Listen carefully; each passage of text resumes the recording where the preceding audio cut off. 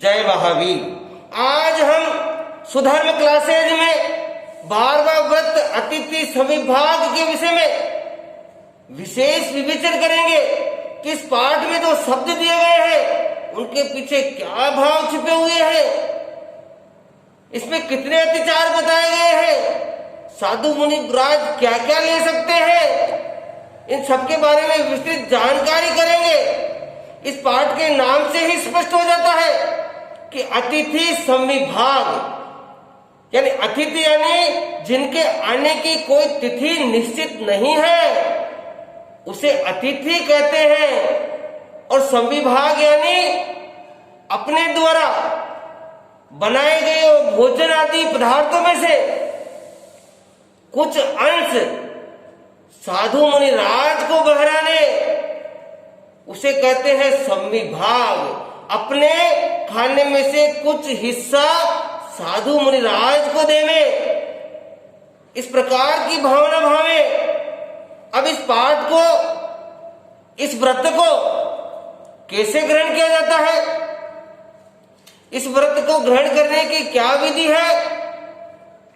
सबसे पहले भोजन करते समय भोजन की थाली सामने आने पर 5 नमस्कार सूत्र का ध्यान करें। उसके पश्चात 2 मिनट के लिए शुद्ध भावना भावे कि गुरु महाराज साहब, साधु साध्वी जी महाराज साहब पधारे और मैं उनको आहार दान देकर लाभ लेऊं। लेकिन ये हम शुद्ध भावना कब भा सकते हैं, जब हमारी थाली में किसी प्रकार की सचित वस्तु नहीं हो। यदि हम धोवन पानी पीते हैं तो अच्छा है, और नहीं पीते हैं तो वो कच्चा पानी दूर पड़ा हो, अपने उसमें संगठा नहीं हो रहा हो, थाली में नींबू आदि मिर्ची आदि सचित वस्तु नहीं हो, ये अलग से पड़ी हो, तो हम इस प्रकार की साधु मुनि राज के लिए शुद्ध भावना भा सकते हैं और इस व्रत को ग्रहण कर सकते हैं। अब हमें इस व्रत में किन किन बातों का ध्यान रखना चाहिए कि जिससे हमारी भावना शुद्ध बने, कि भोजन बनाने वाले और भोजन करने वाले दोनों को सचित वस्तुओं के संगठे से दूर रहना चाहिए। यानी किसी प्रकार की सचित पानी, सचित वस्तुएं, हरी भरी फल सब्जी वगैरह आदि मेरे से टच नहीं हो, दूर पड़ी हो, तो गुरु महाराज साहब पधारे और मैं उनको आहार दान दूं, इस प्रकार की भावना, शुद्ध भावना भा सकते हैं। और घर में अचित वस्तुएं और सचित वस्तुएं अलग अलग रखने की परंपरा रखें कि इधर अचित वस्तुएं पड़ी है, उधर सचित वस्तुएं पड़ी है। कभी गुरु महाराज साहब अचानक पधार गए तो उसमें से अचित वस्तुओं में से वो ग्रहण कर सकते हैं। या पेपर आदि नहीं बिछाए, जैसे लंबी अलमारी है तो उसमें पेपर आदि नहीं बिछाए जिससे वो सारी वस्तुओं का संगठा एक नहीं हो, और गुरु महाराज साहब उसमें उनके जो आवश्यकता हो वो ग्रहण कर सकते हैं। और सचित वस्तुओं का काम पूर्ण होने पर उसे निश्चित स्थान पर, यथा स्थान पर वापस पहुंचाने की आदत डालनी चाहिए। और जो रोटी का कटोरदान है उसके ऊपर या नीचे मसालदान नहीं रखना चाहिए, क्योंकि उसमें किसी भी प्रकार की सचित वस्तु होने पर साधु मुनिराज को हम आहार देने से चूक सकते हैं। इस प्रकार हमें इन छोटी छोटी बातों का ध्यान रखना चाहिए, जैसे कच्चे पाने आदि के छींटे, हरी वनस्पति, गुठलियां आदि आंगन में बिखरे हुए नहीं छोड़े, उनको तुरंत हटाकर कचरेदानी में या कहीं भी डालने की अपनी व्यवस्था रखें। और धोवन पानी के बारे में हमें अच्छी प्रकार से जानकारी करनी चाहिए कि धोवन पानी हमारे घर में रोज बनता है, जो कल्पनीय है उसको तुरंत फेंकने की आदत नहीं डालें। रोजाना ही उसको एक साइड में कुछ समय के लिए रखने का प्रयास करें। उसके बाद अगर यदि गुरु महाराज साहब या साधु साथी जी महाराज साहब नहीं पधारे तो आपको जैसा अवसर हो वैसा करने का प्रयास करें। और रोजाना धोवन पानी जो कल्पने बनता है वो अब अलग रखे, भावना भा सकते हैं कि कभी गुरु कि साधु साथी जी पधारे तो उनके काम आ सकता है। और दिन भर नहीं तो जिस समय अपने भोजन का समय हो उस समय घर के द्वार खुले रखें, जिससे कभी गुरु महाराज साहब गोष्ठी में पधारे तो उनके घर को उनको घर के द्वार खुले मिले। क्योंकि गुरु महाराज साहब साधु साथी जी महाराज साहब कभी घंटी आदि बजाकर घर पर पधारते नहीं हैं। यदि आपका घर का द्वार खुला हो तो कभी भी साधु साध्वी जी आपके घर गोचरी पधार सकते हैं। और साधु मुनिराज में अगर साधु मुनिराज घर में पधारे और आप सूचना होवे तो मुनिराज को अपने हाथों से सुपात्र दान देने की भावना भावे कि ये उत्कृष्ट समय आया है मेरे लिए कि मैं मेरे हाथों से गुरु महाराज साहब को आहार दान देकर लाभित हो रहा हूं। और साधुओं की गोचरी के विधि विधान की जानकारी, उनकी संगति, चर्चा, शास्त्र स्वाध्याय से निरंतर बढ़ाते रहने चाहिए कि हमारे साधु किस प्रकार गोचरी लेते हैं, क्या क्या लेते हैं, कैसे लेते हैं, सारी जानकारी हमारे शास्त्रों में भरी पड़ी है, उनसे लेनी चाहिए या साधर्मी भाइयों से इस प्रकार की जानकारी प्राप्त करते रहना चाहिए। और साधु मुनिराज गवेषणा करने के लिए यदि आपसे कुछ भी पूछे तो झूठ नहीं बोलना चाहिए, जैसा हो वैसा वृत्तांत बता देना चाहिए। और यदि साधु मुनिराज गवेषणा करे तो आपको कभी नाराज नहीं होना चाहिए, क्योंकि भगवान की आज्ञा है कि पंच महाव्रतधारी साधु साध्वी जी गवेषणा करके ही आहार पानी लेवें। इस प्रकार हमें ध्यान रखना चाहिए। और हम अगर हमारे घर पर हैं, सामायिक कर रहे हैं, औषध कर रहे हैं, तो भी हम साधु मुनिराज को आहार भरा सकते हैं।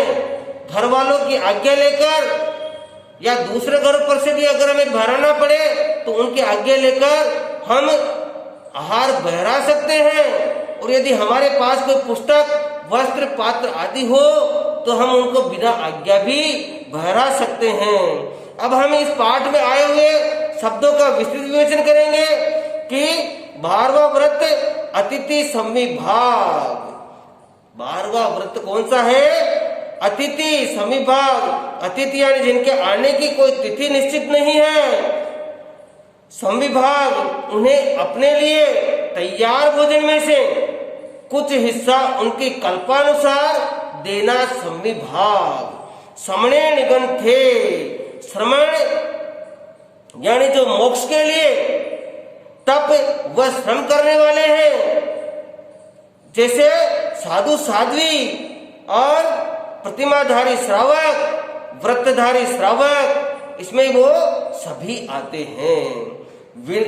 श्रमणे निगंथे स्त्री और परिग्रह के त्यागियों को फासुए शनिजैनम प्रासुक जीव रहित अचित ऐसनी जैनम। ऐसनीय यानी आधा कर्मीय दोष आदि से रहित। असन पान खाइम साइम। भोजन पानी खादिम और स्वादिम वत्थ पड़िग है। वस्त्र पड़िग है। पात्र कंबल पाय पुच्छनम। रजोहरण या पाद पोछन। पड़िहारी जिन्हें साधु वापस लौटा देते हैं।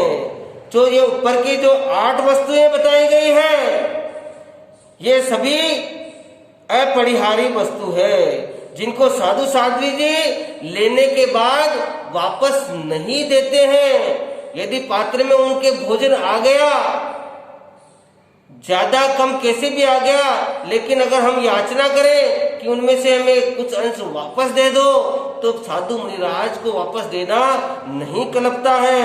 और आगे परिहार्य, जिन्हें साधु साध्वी वापस लौटा सकते हैं, वे कौन कौन सी वस्तुएं हैं? पीढ़, पलग, चौकी, पुट्ठा, सेजा संतारेणम, पोषदशाला, घर, संथारेणम, तृण आदि का आसन या बिछाने के लिए जो पुट्ठे वगैरह महाराज साहब लाते हैं। ओस है, औषध, जो एक द्रव्य वाली, जैसे हल्दी, आंवला, हरण, लवंग आदि औषध कहते हैं। और भेषजेणम, भेषज, जो अनेक द्रव्य वाले, जैसे हिंगवाष्टक चूर्ण, त्रिफला आदि संयोगी वस्तुएं।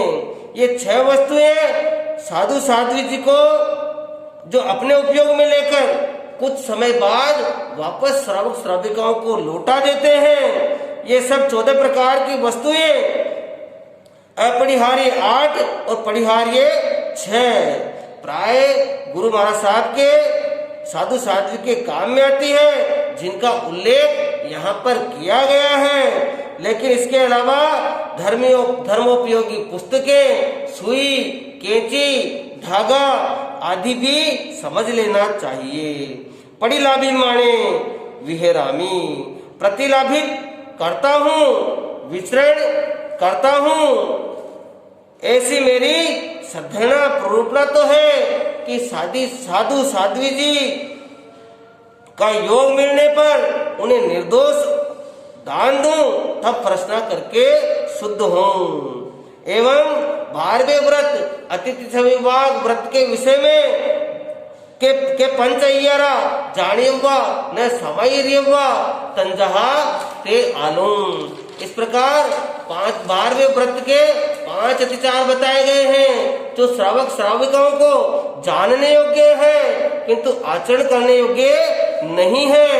12वें व्रत के 5 अतिचार कौन कौन से हैं? सचित निक्षेपण्या, सचित निक्षेप, साधु को नहीं देने की बुद्धि से कपट पूर्वक अचित वस्तुओं को सचित पर रखना। यानी जैसे रोटी के बर्तन को नमक आदि के ऊपर रखना, धोन पानी को सचित पानी के घड़े के पास संगठा करके रख देना, या खिचड़ी आदि को चूल्हे पर ही चढ़ी रख देना, या मिठाई आदि को हरी पत्तल में रखकर देना। तो गुरु तो साधु साध्वी जी महाराज साहब ऐसी वस्तु को लेते नहीं है, ये इसका अतिचार है। और सचित पिहेण्या यानी सचित विधान, साधु को नहीं देने की बुद्धि से कपट पूर्वक अचित अन्न आदि को सचित फल आदि से ढक देना अचित पिहेना अतिचार है।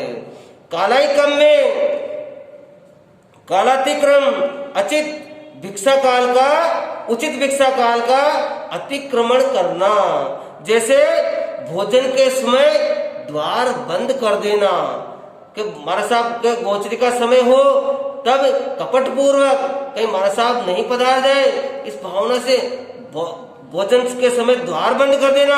और या फिर घर का द्वार खुला है और स्वयं बाहर जाके बातें करना, और रात्रि के समय भोजन रात्रि के समय आहार दान देने की भावना भाना, ये कालातिक्रम अतिचार है। पर्व व ऐसे आहार आदि अपना होने पर भी न देने की बुद्धि से उसे दूसरे का बताना, तथा आप सूचता होते हुए भी नौकर दास दासी आदि को दान देने के लिए कहना, ये सभी पर्व ऐसे अतिचार है। और मच्छरियाए मत्सरिता, यानी अमुक पुरुष ने दान दिया है, क्या मैं उससे कम हूं? क्या मैं उससे कृपणिया दीन हूं? इस प्रकार ईर्ष्या भाव से दान देने में प्रवृत्ति करना, विशिष्ट दानी कहलाने के लिए दान देना, ये सभी 12वें अतिथि से विभाग व्रत के अतिचार हैं। इनसे बचने का प्रयास करें। सुधर्म क्लासेज में हमने सामायिक और प्रतिक्रमण की पाठों को अर्थ सहित जानने का प्रयास किया, और जो शब्द बोल रहे हैं उनका अर्थ यदि हमें पता होगा तो हमारे भाव एकदम बिल्कुल अलग टाइप के शुद्ध बन जाएंगे। ऐसा करने का प्रयास किया। आप सभी ने हमें प्रोत्साहित किया, और सुधर्म क्लासेज में जो नया नया ज्ञान सीखा उसको आचरण में लेने का प्रयास किया। इसके लिए मैं आप सभी का आभार व्यक्त करता हूं। फिर भी यदि किसी को मैसेज भेजने में या नहीं भेजने में किसी प्रकार का आपका दिल दुखा हो तो मैं बारंबार अंतर हृदय से आप सभी से क्षमा याचना करता हूं, क्योंकि इस प्रकार की क्लास चलाने में किसी भी प्रकार की गलती होना स्वाभाविक है।